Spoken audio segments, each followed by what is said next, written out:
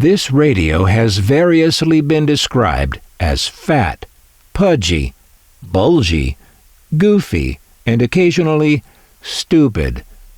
I love it, even though I agree it's all those things.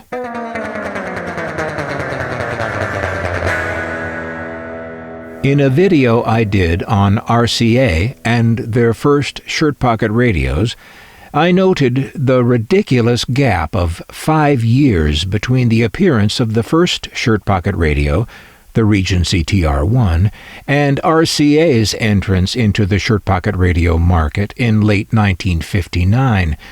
This 5-year gap was a gift, of course, to the Japanese companies seeking to enter the American market.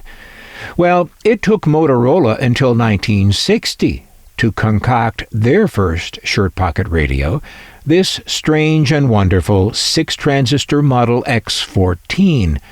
It employs a bit of underpainted plastic on its front panel, and with a twist. It seems to be shiny, like chrome, rather than silver, like paint. I suppose this is vacuum metalizing, the process we were starting to see on products around that time, which gives the appearance of chrome-plated plastic. It's applied in a vacuum process, hence the name. Because plastic not being conductive of electricity, it can't be electroplated in the traditional way plating metal is done. But on this radio, this metalizing is done on the underside of the clear plastic top panel. This was a unique look on a radio at the time. The only other place you'd see underpainting with this chrome-like metalizing back then would be on some automobile horn buttons in the center of steering wheels. It's not much of a box, as you can see, just cardboard and styrofoam. You didn't see a lot of styrofoam in packaging back then, but here it is, and it's held up well. The radio's cabinet is not too terribly well engineered. I don't think I've ever seen one of these where the easel stand works properly and hasn't cracked up the back due to people trying to overcome its poor design. As we get inside, we see this bit of choice engineering on the stand hinge is just inexplicable. And on the chassis, the transistors are Motorola's.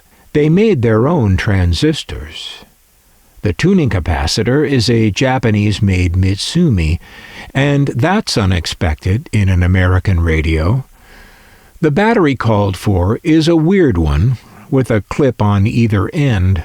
In that RCA video, I talk about why so many of the American radio makers used these strange batteries. We'll look through the owner's manual booklet while I read you the introduction. Quote, "This powerful Motorola portable radio offers not only high styling, but superior performance through the creative design and development skills of Motorola's engineering staff. Outstanding exclusive features make your Motorola portable radio the quality instrument that it is." End quote.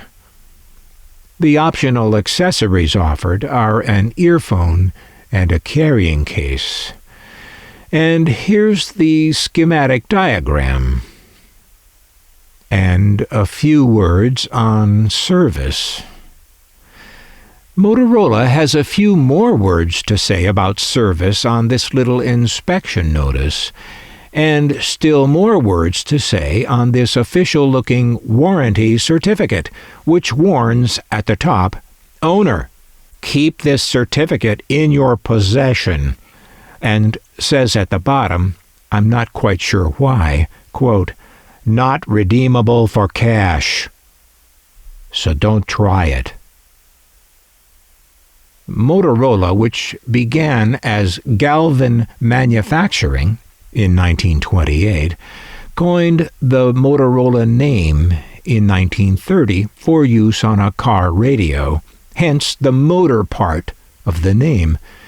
The company developed the first successful handheld walkie-talkie in 1940 and continued to develop mobile two-way communications, eventually leading to the first handheld portable telephone, which it demonstrated in 1973 and first offered for sale in 1983.